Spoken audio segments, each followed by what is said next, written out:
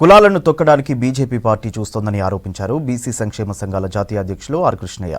ప్రధాని బీసీ అయి ఉండి వ్యతిరేకంగా వ్యవహరిస్తున్న తీరుకు నిరసనగా వచ్చే నెల 5, 6 తేదీల్లో పార్లమెంటు ముట్టడి ఉంటుందన్నారు. బీసీ బిల్లు పార్లమెంట్లో ప్రవేశపెట్టి రిజర్వేషన్లు కల్పించాలని, లేదంటే దేశవ్యాప్త ఉద్యమం చేస్తామన్నారు.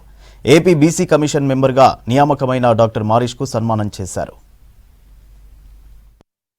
చిత్తశుద్ధి, అంకితభావం, బీసీల పట్ల నిరంతరంగా పోరాటం చేసి అనేక ఉద్యమాలకు నాయకత్వం మారేష్కి ఇవ్వడాన్ని చూసి తెలంగాణ ప్రజలందరూ కూడా ఆయన సేవలను ఆయనకి ఇక్కడ ఆంధ్రప్రదేశ్ తెలంగాణ కూడా ఢిల్లీకి వచ్చి ఉద్యమాలలో పాల్గొని ప్రధానమంత్రితోటి రాష్ట్రపతితోటి చర్చ జరిపినటువంటి చరిత్ర డాక్టర్ మారేష్ గారు మంచి కమిట్మెంటు, భావజాలము, సిద్ధాంత భూమిక కలిగినటువంటి నాయకుడు.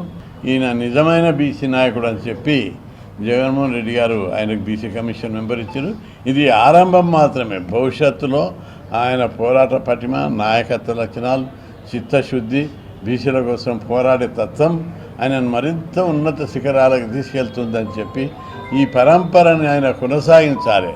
ఏదైతే బీసీ కమిషన్ యొక్క ఔన్నత్యం ఉందో, బీసీ కమిషన్ యొక్క పరిధులు ఉన్నాయో, బీసీ కమిషన్ యొక్క ఏదైతే బీసీల రిజర్వేషన్ల పరిరక్షణ కోసం, బీసీలకు విద్యా ఉద్యోగాల్లో రిజర్వేషన్ల కోసం ఆంధ్రప్రదేశ్ రాష్ట్రంలో బీసీల మీద ఏగ వాలిత లేదు, బీసీలు ఏదైనా వర్గాలకు దాడికి గురైనా, బీసీలకు ఇబ్బందులకు గురైనా కంటికి రెప్పలాగా కాపాడుకునే బీసీ కమిషన్లో ఒక సభ్యుడిగా నియమించబడినందుకు గర్వంగా ఫీల్ అవుతూ రాబోయే రోజుల్లో బీసీలకు ఎటువంటి ఆటంకాలు కలగకుండా కులాల మార్పుల జాబితాల విషయంలో కానీ, కులాలను యాడ్ చేయడం, డిలీట్ చేయడం విషయంలో కానీ, ఓబీ జాబితాలో చేర్చడం విషయంలో కానీ కమిషన్ పరిధిని పూర్తి స్థాయిలో ఉపయోగించుకొని నాకు ఇచ్చిన బాధ్యతను పూర్తి స్థాయిలో నిర్వర్తిస్తానని చెప్పేసి తెలియజేస్తున్నాను.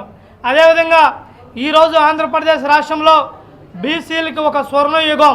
ఎందుకంటే గౌరవ ముఖ్యమంత్రి జగన్మోహన్ రెడ్డి గారి ప్రభుత్వ హయాంలో దాదాపు ఇప్పటికే 2 లక్షల కోట్ల రూపాయలు పైగా సంక్షేమ పథకాల రూపంలో ప్రతి బీసీ సోదరుడికి అకౌంట్లో నేరుగా వెళ్ళి బీసీలకు రాజ్యాధికారంలో దాదాపు 65% పైగా వాటా కల్పించిన ఘనత ముఖ్యమంత్రి వైఎస్ జగన్మోహన్ రెడ్డి గారు.